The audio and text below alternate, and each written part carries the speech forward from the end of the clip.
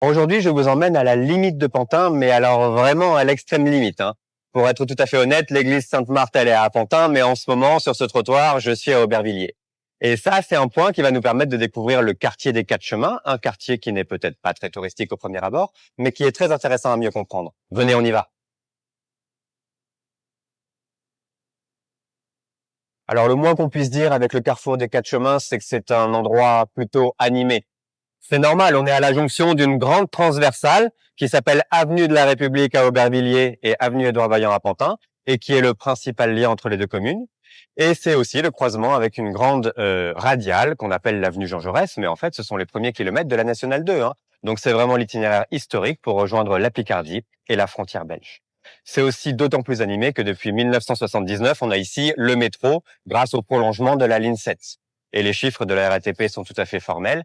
Parmi la grosse cinquantaine de stations de métro qui sont à l'extérieur de Paris, eh bien, Pantin, Aubervilliers, Quatre Chemins, c'est la troisième la plus fréquentée, donc elle monte sur le podium. Historiquement, de toute façon, c'est un carrefour très passant depuis le milieu du 19e. Tout simplement parce que comme on est au croisement de deux grands axes, à l'époque, on parle du chemin de grande communication de Saint-Denis auprès Saint-Gervais et dans le sens route de Flandre. Donc, comme on est au croisement de deux grands axes, vous avez un certain nombre de commerçants qui vont s'installer pour profiter du trafic de transit. Du coup, dans la foulée, un certain nombre d'habitants vont s'installer, parfois venus de très loin, notamment de l'Est. C'est pour ça que le quartier va prendre son surnom de Petite Prusse. Et puis, vous avez un certain nombre d'industriels qui vont accompagner le mouvement. Ils vont être intéressés par les terrains disponibles et par la présence d'une main-d'œuvre abondante.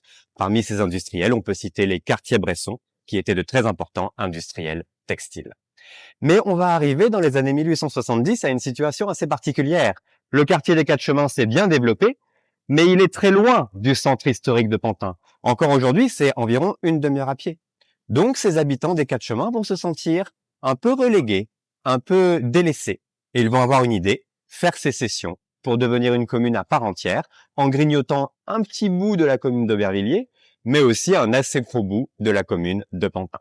C'est peut-être au niveau de ce carrefour emblématique qu'aurait été implantée la nouvelle mairie.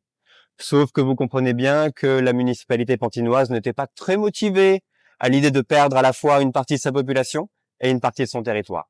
Donc elle met son veto, mais elle comprend aussi qu'il faut faire un geste fort en direction de ses habitants des Quatre Chemins pour qu'ils se sentent rattachés au reste de la commune. Eh bien, ce geste fort, ça va être l'édification d'un grand et bel nouvel hôtel de ville, qui est là où on le connaît aujourd'hui, hein, à proximité du canal de l'Ourcq. Et cet hôtel de ville, quand il est inauguré là-bas en 1886, il est plus ou moins au milieu de nulle part, c'est vrai, mais il avait le grand mérite de contribuer à faire du lien entre le Pantin historique blotti autour de son église Saint-Germain